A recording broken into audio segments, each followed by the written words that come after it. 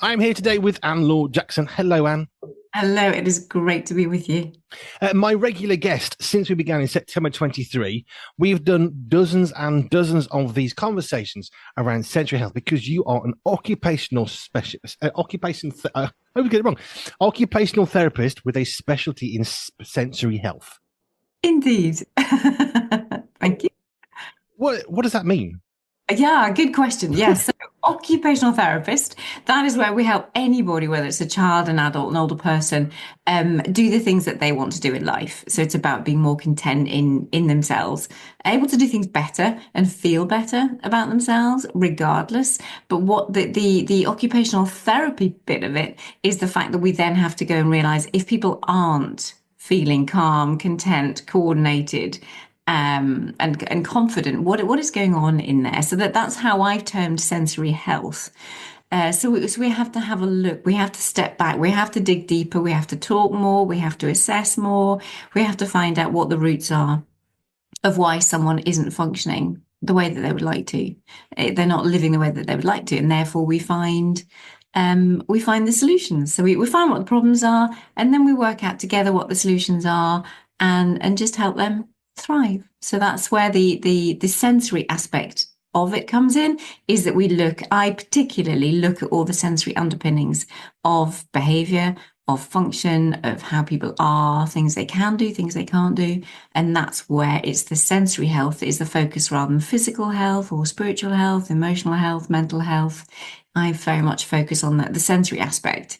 But because we are so we have to address a person as a person. We're so holistic that I, of course, feed into every other single area. It's just I'm a particular specialist in how I've studied sensory integration and processing in the body and the brain.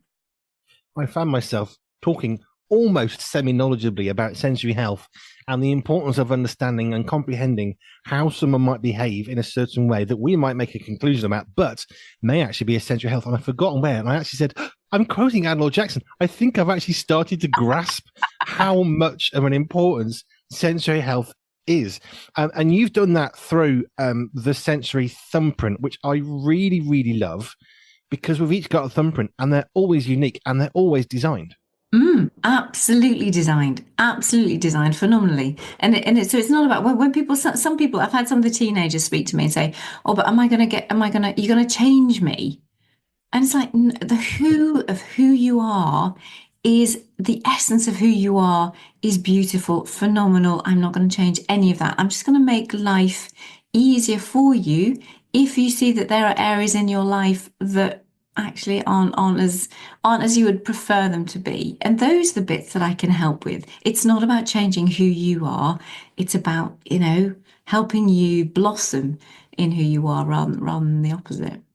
I was thinking about this very much of a physical disability and how it's affected doors. Now, if you're going into a shopping centre, I went into a service station on the motorway the other day. There were two sets of doors. One was a push door, one was an automatic door. I went through the automatic door because, let's face it, it's more hygienic and it's less effort to walk through a door that's open for you. But we saw quite a few years ago now where semi-automatic doors came in. And if you were struggling with a disability, therefore you couldn't push through the door, or you're in a wheelchair, or you've got sticks and it's more complicated, you press a button and the doors open for you. And I really like those, except for the fact that if you try and push them without pushing the button, they're much harder work. And it does go to show the reason why we can generate something really amazing, because I guess an automatic door is probably more complicated and costly. This is effectively a mechanical door with a button. But it helps people, but only if we bother to press the button.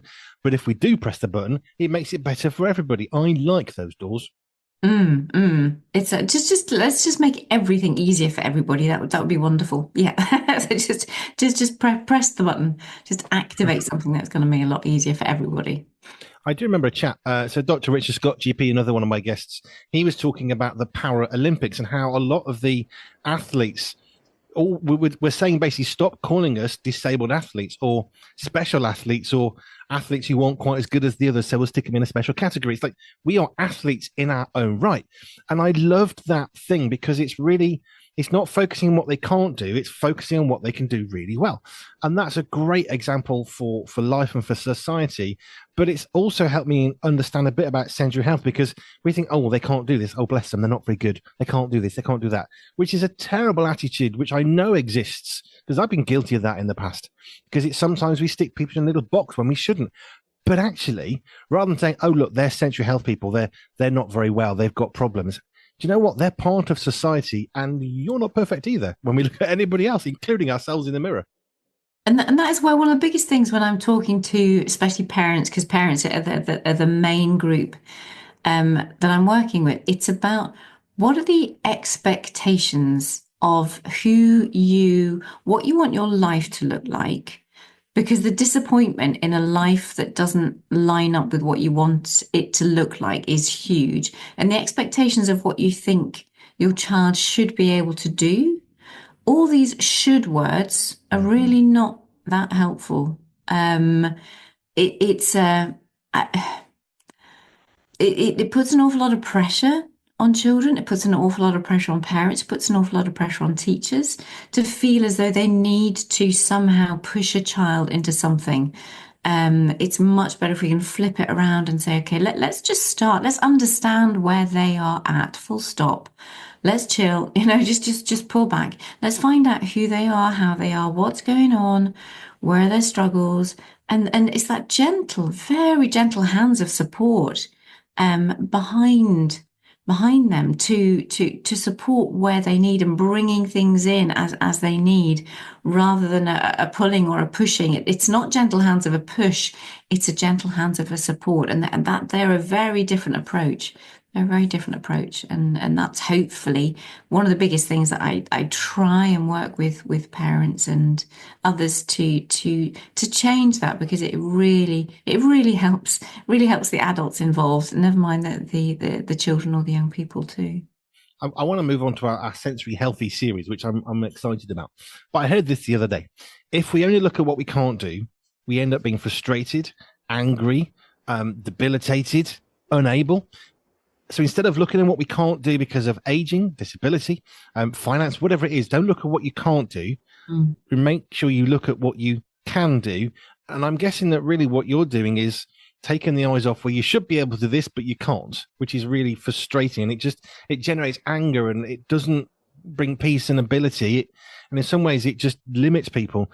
But instead of what you can do or should do, it's what can you do with who you are, with who God made you to be. What is it that you have the ability to do, and do that well? Yeah, and it's also what can you change. So the change becomes then a positive. It's not a what is it? It's not because you have a disability that you can't do these things. It's look at what can you change within how you are, who you are, the environment, the organizations that you're in, the places that you're in. How you then become empowered when you realize that actually there are some differences. But the differences needn't be seen as negative. They're not things you want to get angry about or frustrated about, or all of that stuff is not good. So it's just how can we empower those who do have those differences to flip from that frustration to that actual empowering to do something, whether that just be simply acceptance, which is a powerful thing, or I can change this now, or I can do something about this, and I know what to do, and I know how to do it, and I know how long to do it for, which is one of the biggest things that I help people work that bit out as to how to address the sensory needs that they have assessed, or that we have assessed, and we then address it. And it's that thing of should that. I mean, we've talked about this a few times. It's one of my little soapboxes, but we need to almost eradicate the word should from our vocabulary, because I should be able to do this, I should be able to do that. All it does is put internal and external pressure on ourselves that they're not controllable. It's like a runaway freight train. The problem with the word should is it's guilting and it's loading burden and pressure, rather than, well, what are you able to achieve? How can we help you do that? Which is, in a sense, it's sort of the same conversation, but it's really, really not, because one is going to leave you on the puddle on the floor, and the other one will have you soaring and singing. Yeah. It's the subtleties in the things that we all learn through experience as we mature and as other people speak into our lives and as other people bring their wisdoms in and you take those things and you change accordingly because the subtleties are huge, massively important. Hmm. Right. Sensory Healthy series. We mentioned this last time. We're going to run through, well, not in one go. We're going to walk through calmly and carefully without running and tripping. We're going to work through a number of sensory healthy somethings.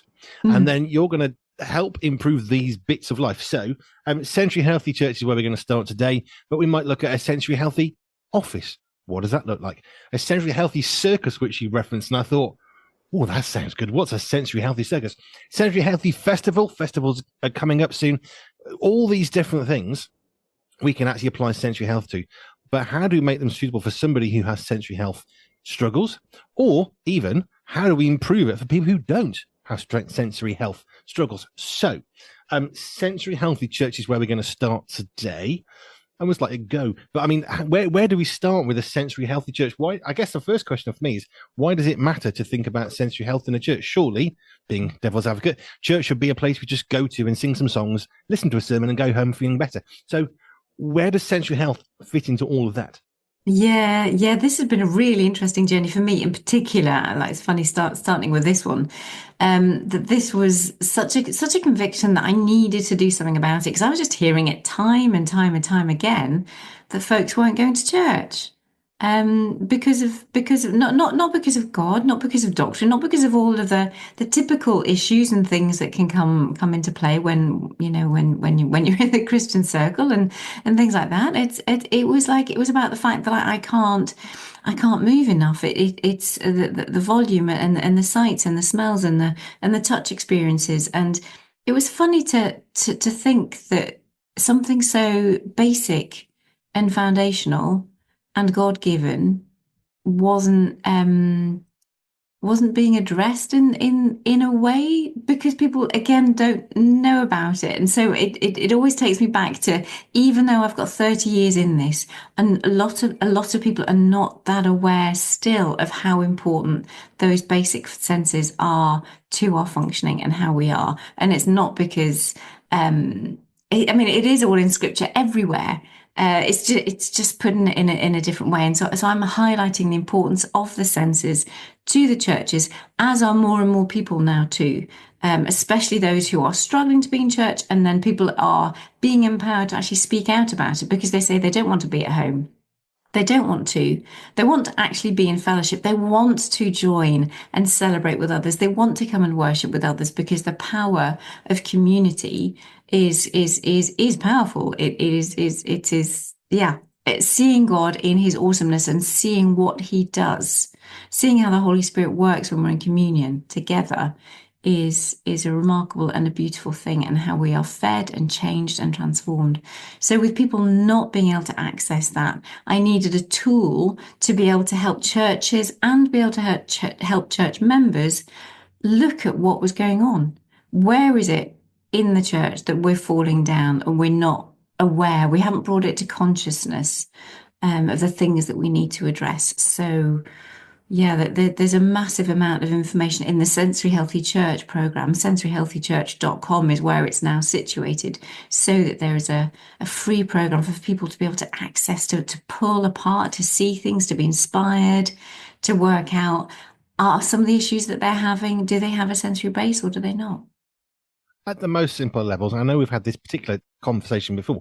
I don't apologize for bringing it back up again, but at the most simple level, you walk into a church, you find your seat, that's okay. The music starts, you look up. If it's a particularly older style church, there might be a weird looking board thing with some numbers on it. What's that about? Who knows, unless you know. Or maybe there's a more modern screen up there with the words on it. But if the numbers aren't tied to a book and it doesn't say, by the way, these are the numbers of the hymns in the hymn book in front of you, then the numbers on the wall are pointless. If the words on the screen, if there's too many words on a screen or they're too small, then you're actually stopping people from getting engaged with the singing. And this is just the singing part of the service. So that's it's more of a physical thing, I guess. But actually, that is a sensory healthy issue in the sense of, if you can't read it, or it's a really fancy font that looks beautiful and no one can physically read, it's going to grow frustration. I want to sing, but I can't. Yeah, totally. And it's those things, especially now when we have our screens with either moving images behind. And that so even the actual font now has to be simpler. We need the contrast between what is going on behind on the screens and therefore and then the letters and how those letters are contrasted against so that the eyes have something to fix on because we have six eye muscles around the eye and they help the eye move in various directions and around the place to be able to focus. So it's not I don't deal actually with what that's the eye people that's the opticians and the specialists as to how big or how large a size is, but obviously we kind of recognize that if we're dealing with things that are visual, some people will need things big enough. If they're at the back of the hall, if they're at the back of the church, if you've got something at the screen, you need it to be big enough for them but not too big so that it's just overpowering to the people at the front. So there's some basic things that need to go on, and that's normal optical things. But the sensory processing aspect of it, even more so, it's like how bright is it? Because some people need to wear sunglasses. If it's too dim, yes, we have a normal visual problem that people might bump into things, or they can't see where the book is to pick it up, or who's sitting next to them if you're in a really dark place. But it can really be painful to be at the receiving end of certain lights from if we're looking at the visual system, and those are the things that we need to consider that maybe people haven't quite considered it in the same way because they don't have the understanding of sensory processing, especially when we look at the body.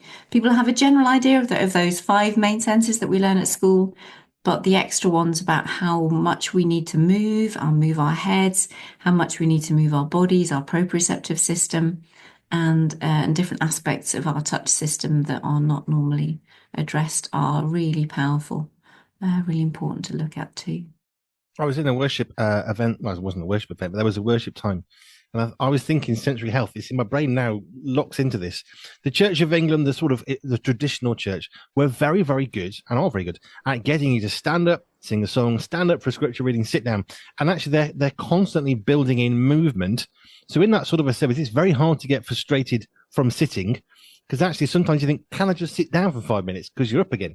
But that's great from a movement perspective. But in the recent worship thing I was in, it was like 40 minutes standing up to worship. Now, there were chairs.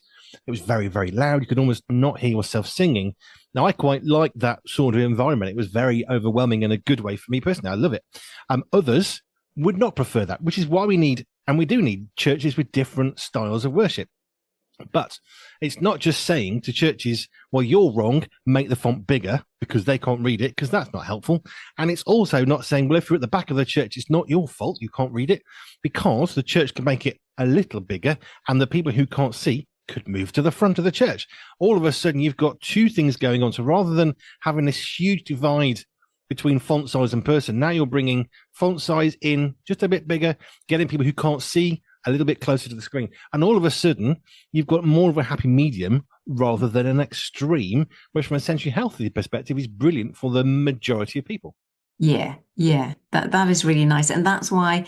And when folks are asking, who's the sensory healthy church for, and I'm saying well, it's for both because we need those who are in leadership positions to know how to accommodate and how to adapt things, but we also need the membership to take responsibility as well. So it has to be a two-way thing, and therefore I haven't segregated it into this is purely for leaders and this is purely for church members. I'm very happy just to meet churches and church leadership and talk through issues with them for sure, because they will need to address things in a different way. So, and that's where we've got March and then we've got September, 2 times in the year where there's an openness. In particular, I mean, I can go to any churches any time of the year, but they're ones where I'm dedicated within the Christian sensory support to offer those times as a concentrated time before Easter, before Christmas, to actually help churches look at these things in particular. It is important that we don't forget that a church is not church leaders and people. a church is supposed to be everybody with a different function. And some of those functions might be standing at the back, welcoming you, taking the offering plate around. Other functions might be standing at the front, singing or leading in singing or speaking, whatever. But actually, one of the really important functions in a church is being part of the body on a pew or a chair. Actually, it's critically important component of the church, because otherwise it's just the leaders. Well, that's a bit boring. Or it's just the people who are on the PA desk. Well, what's the point in them? Actually, it's everybody together, because then we have the body of the family and everyone has a place. Yeah. Yeah. And that is special. And especially, I mean, there are some churches and you've got these, big leadership teams, and then you've got somewhere else where you've got one person who's actually making the decisions, having to do so much. It's like, well, actually, we're in this together. This is what church is. There's just certain people who are able to take extra responsibility for certain things. But boy, are we in this together, because we're all children of God, and we're all here to serve one another and to be a blessing to one another. I mean, I've highlighted one issue, which is much more of a physical issue, if I can phrase it that way, because it's about the size of font, therefore eyes, which obviously is opticians. You're not the optician part of it. You're what happens once the brain is seen or not, whatever may or may not be there. And then it goes into the brain, and that's the bit that we need you for. What would you say are 3 top things that any church congregation, which includes everybody, could do this coming Sunday to make a sensory healthy improvement for the most people? It's communication from the front. That is the most important thing, and that doesn't cost anything. You don't need any equipment. You don't need to do anything. You just need to give permission for people to do things differently if they would like to. So it's giving permission if they feel as though they want to sit rather than stand. If they want to go to the back and move during the service, that's absolutely fine. You need to set the boundaries of what kind of noise you are comfortable with, so that if you've got little children or younger children who instinctively make noise, especially, the littlies, you can't shut a little one up. By telling them, because that's just part of the natural way of being there. They just make noise, and that's beautiful. So there's either allowing or saying, you can go out, but then you can come back in again. So sometimes if they've cried, if they've hurt themselves, they can go and settle, and then you can come back in, and there's that freedom to say they're welcome back in again. You have to set the levels of which you feel it's right and comfortable for, and then they can have things that they can chew on. You can give them little snacks, which will also distract their mouth and their ears from reading anything, because actually they're chewing on things and they're eating on things, and that's a really lovely thing. And to give permission to say, look, if you want to eat something in church while you're here, absolutely go ahead. So people are free. There's no judgment of, mind you, I wouldn't bring crisps because they're really noisy. Sorry, my phone is going off there. That's not good. So permission from the front. But the person, whoever, again, is the leadership, however you want your church, whatever atmosphere, whatever principles, the essence of your church, you say that you don't mind a little noise, but actually if you think you're disturbing, please go out, settle whoever, and come back in again. If you need to move, please go out the back. Or not out the back, but just walk around the back, or walk up and down somewhere. And I'm just getting bites. Just getting attacked all over with my phone at the minute. It's all happening. So, but yeah, so we can give people notice, give people permission to do whatever they'd want to when they're in church, and probably another couple of other things. If you can, give different seating options. For folks to sit on, and for people to fidget with. Have a fidget box at the back. Have a box maybe with some ear defenders if people aren't coming themselves, so that if it is a bit too loud, have an idea of what's going on, either to just bring it down a bit. Does it really need to be as loud as it is? And if there is a reason for that, well, then just tell people they can move and find a different place in the church if it's too noisy. Allow them to have different things on their ears. And again, if there's a culture of anything is accepted, then people will feel much more relaxed about having their earplugs in, or ear defenders, or if they're knitting, or if they're fiddling, or if they need to kneel a bit, or if they want to sit on a gym ball. Those are those are would be my top tips with not much time investment or thought into it. But maybe the other thing would be let's get people talking to one another and actually let's start assessing and finding out how people are, and let's have a real look at the church environment to see what things could be changed to make life better, and people want to come and fellowship with others in church. I mentioned how I was at a worship event. It was very loud. Could barely hear yourself sing. But then there was a time of prayer. Now we're going to pray during the singing. Okay, that's fine. My brain's thinking, is there another line coming? Yes, there was. If you want to have some prayer, go to the back of the room, furthest from the front, because it'll be quieter and then easier to pray. We're not going to stop worshiping for everybody else. I thought, what a brilliant way of allowing people to want to keep on singing, to keep singing. If you wanted to pray, you can go to the back of the room, so you're not visually in front of everybody. And then, as actually said, a little bit quieter. And I think that example is probably a really good one, because a lot of what you're talking about, it's not radically overhauling the church, demolishing it and starting from scratch, 10 gazillion pounds to fix everything. We don't need to do that. We just need to say, if you want some prayer, go to the back because it's a bit quieter. It's not complicated. Yeah, and it was great. We had on Sunday the tea and coffee has also been brought into. We have two separate spaces where there's kind of teas and coffees now.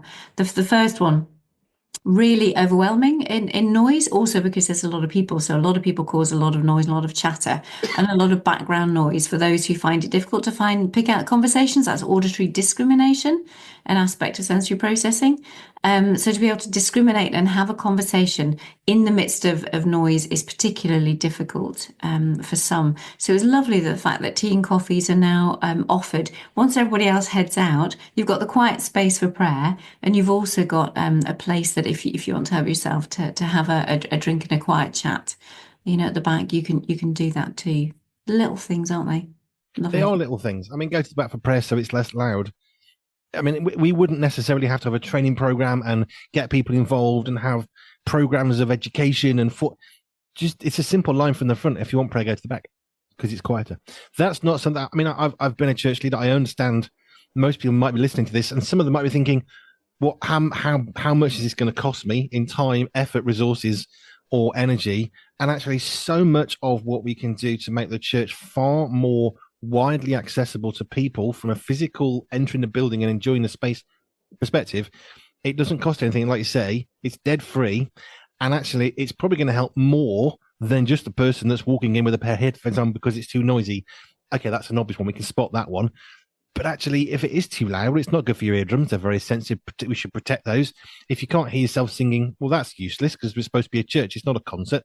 So there are some things that, this actually is beneficial anyway for the wider congregation. But as you've said, so many of your little top tips, they're really easy to implement. It's not complicated and it doesn't cost anything other than maybe changing a few words from the front on a Sunday. Mm-hmm. And that's what I love about it, the fact that it doesn't need to be costly. It's like so much can be done. And so much can be done for no money. Listen, everybody listen. This is real.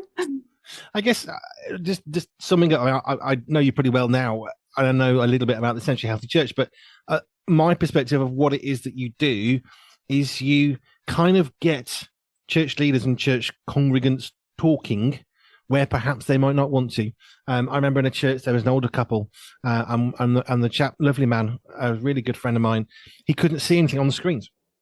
And they just came and they were really sad. And someone noticed them sitting at the front of the church every week being really sad. It's like, what's wrong with you? Why are you so sad? Someone died. It's like, well, we come every week. We love church. We love being here. We can't read the screen. And so we just stand there because we can't literally see the words to sing along. We don't know the songs. We don't care that we don't know the songs. It's great.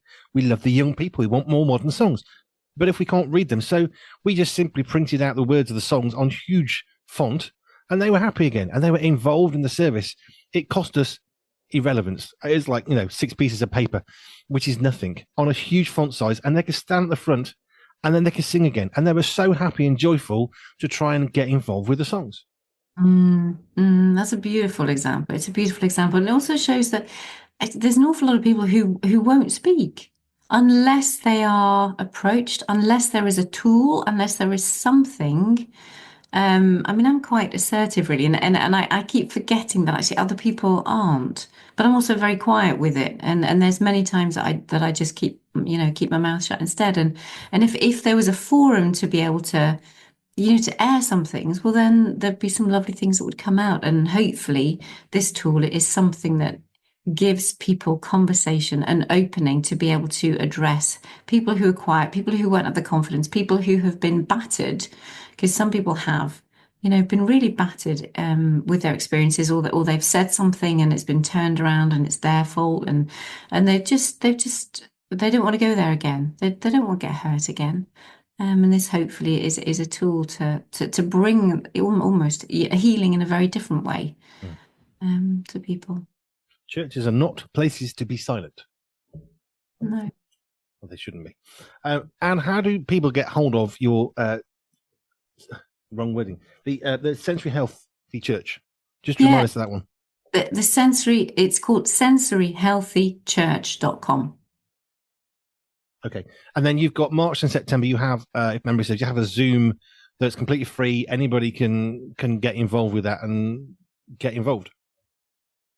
Yeah, March and September, we have free Zooms just to say hello to people, and this is what we have. And then we have a paid service if folks actually want to get in and do something about it. So we have the commitment, and that's why people pay for it. It's not much, but it's people pay to be able to say, right, okay, let's look at this. We're going to do it in 6 weeks. But then once you're paid once, you're there for every year. It's a one-off payment for the lifetime membership for as long as I and anyone else who takes on the Sensory Healthy Church. If God calls me home or anything else, it's always going to be there as a resource. And so every year, coming into those 6 sessions will be part. You pay once, and then you're there for every year, because hopefully this will grow, and you'll realise that more people actually need to hear this.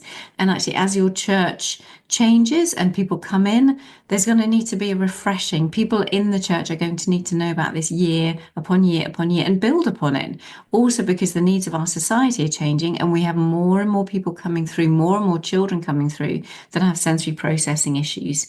The diagnosis of autism, the diagnosis of ADHD, not sure what's going on in our world, but there is definitely an increase in conditions and diagnoses and ways of being, but we are all sensory beings regardless. But it's there to be provided on a year-on-year service. So you come in once and that's it. You've got access. The actual program itself is free. But if you want more specialist help to make it happen and to change things, then I'm there for 6 sessions a year, every single year, March and September. There is so much we can do that's free. There is so much we can do that we should be investing into. And sensory health, I mean, I'm guessing you would love not to be needed to do this, because everyone is already so integrated into society. Oh, let's do this, let's do that. We're not there yet. But hey, there's always hope. No, yeah, absolutely. And there are times that I've really questioned, oh, if I kind of give this away, does that mean that I'm doing myself out of a job and all? And it's just get over yourself. It's just people need help.